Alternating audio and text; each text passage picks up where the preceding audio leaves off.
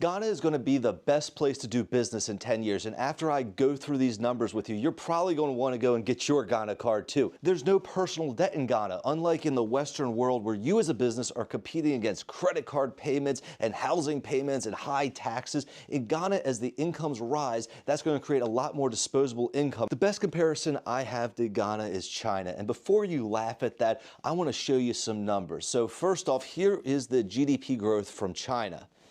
Now here's the GDP growth from Ghana. You see that they're following pretty much the same curve, just with a smaller population. And it's being powered by manufacturing. So look at this. Here's the manufacturing growth in China, you know, when they became a superpower.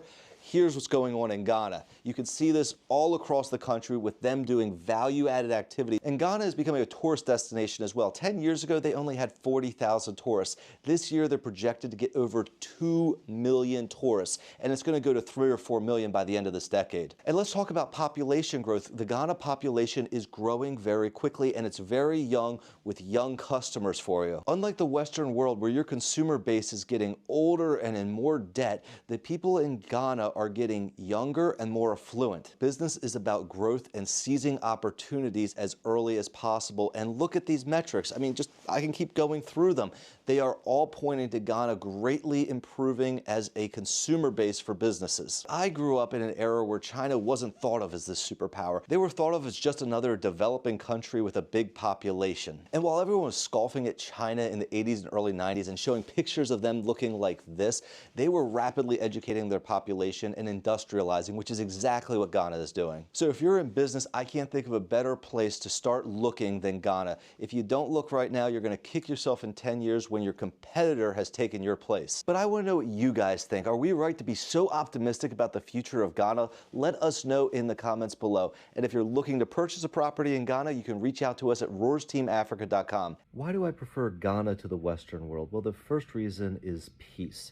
As I've gotten older, I value tranquility over pretty much anything else. And if you've lived in the Western world, you probably don't know what it's like to live in peace.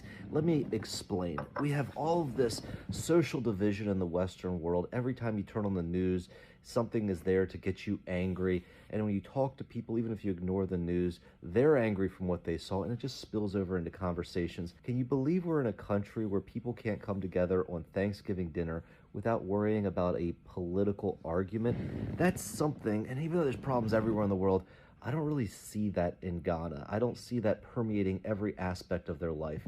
If I was to make an analogy, what is it like going to Ghana from America? It would be like you're in an office building. You work in an office building, and there's this really loud hum from the air conditioning system. And it's really annoying at first, but you just get used to it and it becomes white noise. And you forget how annoying it is. And then you go to an office where that noise isn't there. And suddenly it's like, wow, this is how things are supposed to be. And to me, this is more important than any business or anything financial. It's just being around people where you can have genuine conversations and you're just not dealing with this social division that permeates Western culture. The Western world is supposed to be so great, but how many people have to be on antidepressants in the Western world? How many people need to turn to illegal and legal substances to relax after a hard day's work? It's not to say there aren't problems in Ghana, but it's so much less common than it is in the Western world. And the business isn't bad either. There's a lot of opportunity in Ghana because Ghana is a rapidly growing and rapidly developing region. If you're making it big in America, that's great. I do well for myself in America as well. But you're always going to be just a cog in the machine. If you want to really leave a mark, if you want to build a business that matters, it's a lot easier to do that in Ghana. So I don't hate the Western world. I've lived here for a great portion of my life. But if you're asking me what I prefer the lifestyle of Ghana. So I hope that's of value to you and helps you understand why I prefer to do business in Ghana. Anyway, I'll see you guys on the next video.